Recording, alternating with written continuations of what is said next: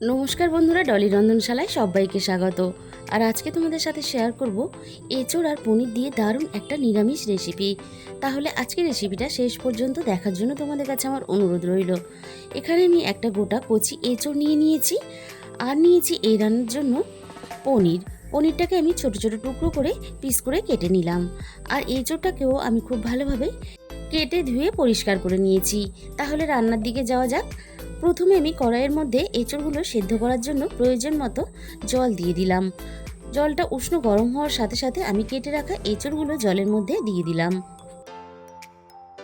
এবার আমি এঁচোড়গুলো একটু নাড়াচাড়া করে দেব আর খুব ভালোভাবে সিদ্ধ হওয়ার জন্য আমি অপেক্ষা করব। কিছুক্ষণ পরে আমি এঁচোড়গুলো দেখে নেব। দেখো, খুব ভালোভাবে সিদ্ধ হয়ে গেছে। এবার আমি এঁচোড়গুলো নামিয়ে জল ঝরিয়ে নেব। কড়াইটা খুব ভালোভাবে ধুয়ে পরিষ্কার করে নিয়ে গ্যাসের মধ্যে বসিয়ে দিয়েছি। আর আমি কড়াইয়ের মধ্যে 2 চামচ পরিমাণ সর্ষের তেল দিয়ে দিলাম। যেহেতু আমি রান্নাটা সর্ষের তেলেই করব, তাই সর্ষের তেল খুব ভালোভাবে গরম করে নিয়ে পনিরটাও কিন্তু আমি সর্ষের তেলেই ভেজে নেব। সমস্ত কেটে রাখা পনিরগুলো আমি তেলের মধ্যে দিয়ে দিয়েছি। এবারে আমি পনিরের মধ্যে স্বাদ মতো লবণ দিয়ে দিলাম। আর পনির যেহেতু বারবার নাড়াচাড়া করলে ভেঙে যাবে, তাই গ্যাসের ফ্লেমটা হাইতে দিয়ে আমি পনিরগুলো নাড়াচাড়া করে লালচে করে ভেজে নেব। পনিরগুলো আমার ভাজা রেডি হয়ে গেছে। এবার আমি সমস্ত পনিরগুলো কড়াই থেকে নামিয়ে নিলাম। ওই একই তেলের মধ্যে আমি আরও 1 চামচ পরিমাণ সর্ষের তেল যোগ করে দিলাম। আগে থেকে 2টো মাঝারি সাইজের আলু আমি কেটে রেখেছিলাম। সেই আলুগুলো আমি তেলের মধ্যে দিয়ে আমি এবার ভেজে নেব। আর এঁচোড়ে একটু আলু দিলে খেতে বেশ ভালো লাগে।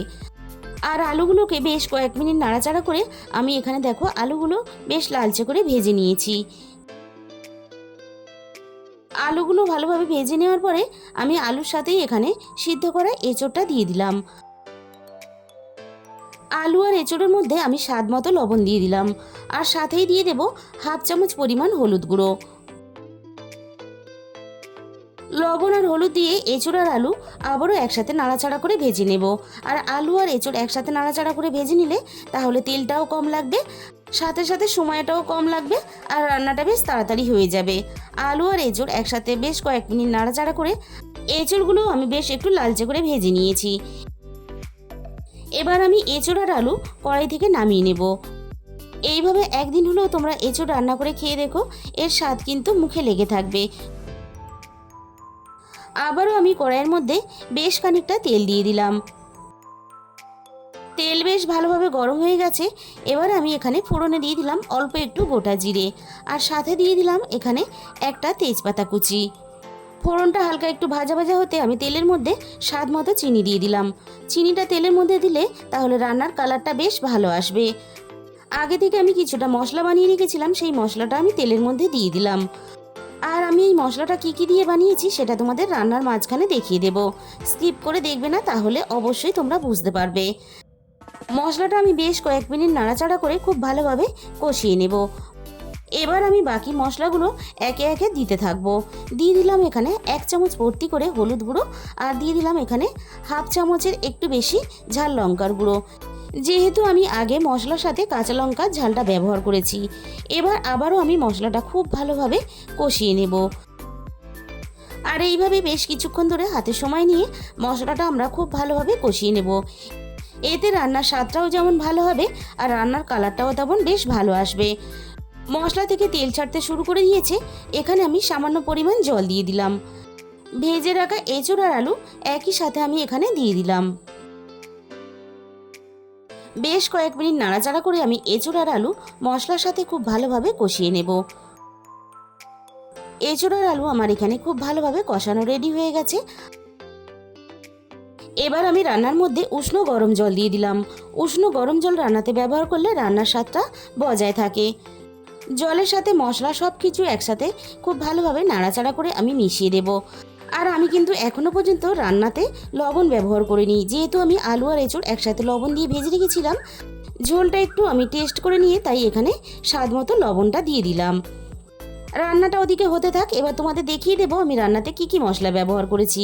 দিয়ে দিলাম এখানে 1 চামচ পরিমাণ গোটা ধনে আর 1 চামচ পরিমাণ গোটা জিরে, আর এখানে দিয়ে দিলাম প্রয়োজন মতো গোটা গরম মশলা, আর সাথে দিয়ে দিলাম অল্প একটু কাজু বাদাম। আর এখানে প্রয়োজন মতো আদা কুচি দিয়ে দিলাম। আর দিয়ে দেবো এখানে ঝালের জন্য 4টে কাঁচা পাকা লঙ্কা।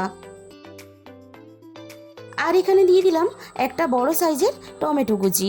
আমি এবার সব কিছু জল ছাড়া খুব ভালোভাবে একটা মিহি পেস্ট বানিয়ে রেডি করে নিয়েছিলাম।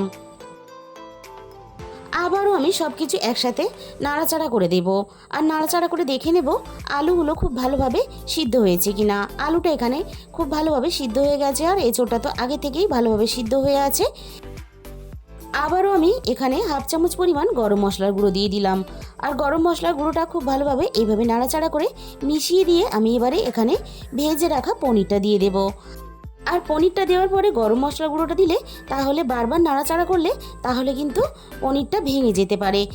এবার আমি পনিরটা হালকা হাতে নাড়াচাড়া করে রান্নার মধ্যে মিশিয়ে দিয়ে আমি 2 মিনিটের মতো রান্না করে নেব।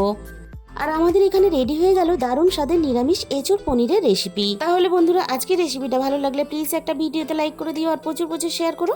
আর যে সমস্ত নতুন বন্ধুরা এখনও পর্যন্ত চ্যানেলটাকে সাবস্ক্রাইব করনি, অবশ্যই আমার চ্যানেলটাকে সাবস্ক্রাইব করে পাশে থাকার অনুরোধ রইল।